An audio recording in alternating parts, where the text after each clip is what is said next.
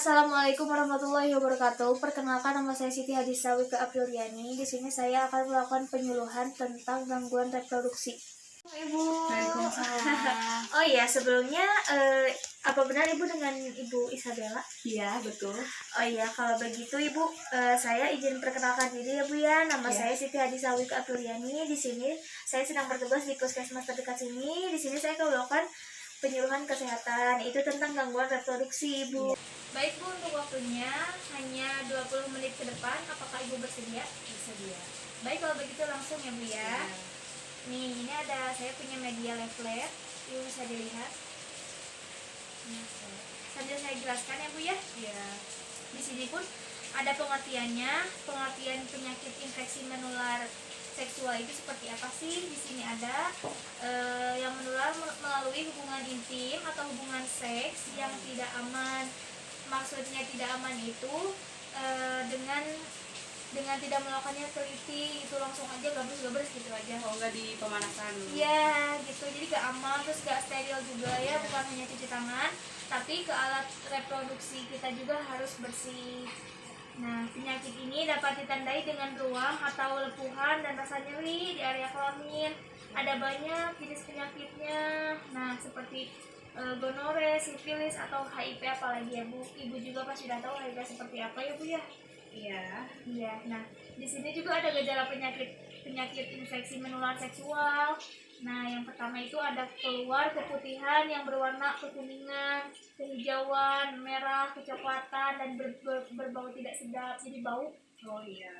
Iya. Nah, kalau misalkan Ibu ada gejala seperti ini, Ibu langsung aja ke bidan terdekat, berkonsultasi gitu ya Bu ya. Karena lebih baik mencegah daripada mengobati. Iya. Yang kedua, di sini ada terlihat adanya darah pada urin. Yang ketiga, ada muncul benjolan, luka atau lepuhan di sekitar penis, vagina, anus atau mulutnya. Yang keempat, ada vagina atau terasa gatal gitu, kayak kebakar gitu, gatal banget. Iya. Nah, itu disebabkan oleh bakteri-bakteri yang gak aman itu Ibu. Nah, yang kelima, ada nyeri ketika buang air kecil saat udah berhubungan intim, nyeri perut bagian bawah, demam atau menggigil, muncul pembekakan, gelenjar, getah kuning, dan lain sebagainya. Lalu muncul ruam kulit di badan, tangan atau kaki. Nah, kalau misalkan Ibu ada di gejala salah satu ini, langsung aja Ibu ya, jangan diantepin lah gitu intinya mah. Harus berkonsultasi dengan bidan terdekat atau puskesmas dekat sini ya Bu ya. Karena lebih baik mencegah daripada mengobati. Iya, Ibu semakin paham ya sepertinya. Iya, paham banget tentang ini. Terus ada dampak penyakit infeksi menular. Nah, dampaknya nih yang udah kejadian. Yang pertama itu adalah alat reproduksi bisa mengalami kerusakan. Maksudnya rusak itu kayak lecet gitu. Lecet kayak udah ya, nah itu bisa emang iya. Dan yang kedua ada menyebabkan kebutaan, nah pikun. Oh, bawahnya buta? Enggak, sampai ke sini ya Bu. Soalnya kan kalau misalkan itu kan masuk ya. Kalau misalkan melakukan di hubungan itu semuanya kerasa kan. Nah, begitu pun dengan masih rasa jadinya. Enggak, jadi kerasa sama rasanya gitu loh Bu. Nah, jadi kalau misalkan ada gangguan itu gitu, jadi kena sarafnya juga, jadi pasti kena atas. Oh iya. Nah, iya Ibu, kalau misalkan Ibu melakukan hubungan itu nih, ya, nanti kalau nikah. Iya. Kerasa sensasinya seperti apa. Nah, itu yang dirasain oleh syaraf. Gitu. Jadi syarafnya nyampe juga, jadi entah menyebabkan pikun bisa, kena mata juga bisa. Iya. Nah, yang ketiga di sini ada infeksi menular seksual, bisa ditularkan kepada bayi yang sedang berada di dalam kandungan. Jadi,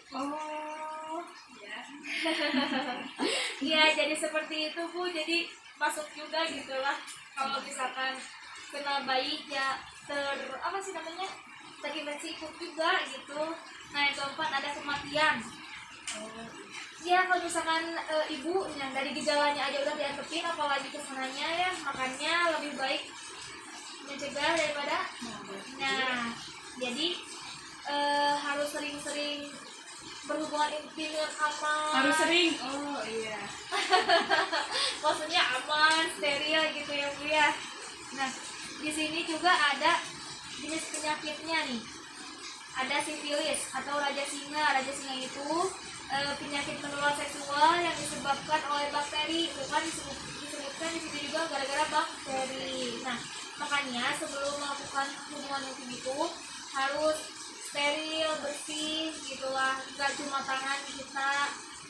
Nah, yang selanjutnya di sini ada jenis raja.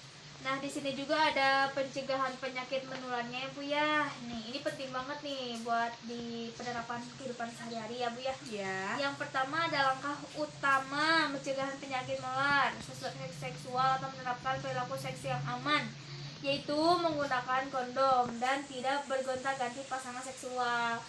Nah, gak boleh gonta-ganti nih. Ini sangat terjadi di remaja-remaja ya Bu ya. Iya.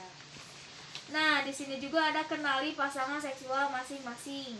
Jadi harus mengenali dulu seperti apa sih caranya, seperti kayak gimana sih cara melakukannya gitu. Dan yang ketiga ada lakukan vaksinasi, terutama vaksin HIV dan hepatitis. Ini boleh dilakukan, boleh tidak. Yang penting lebih baik mencegah daripada mengobati. Ya, lebih baik membersihkan gitu dan aman.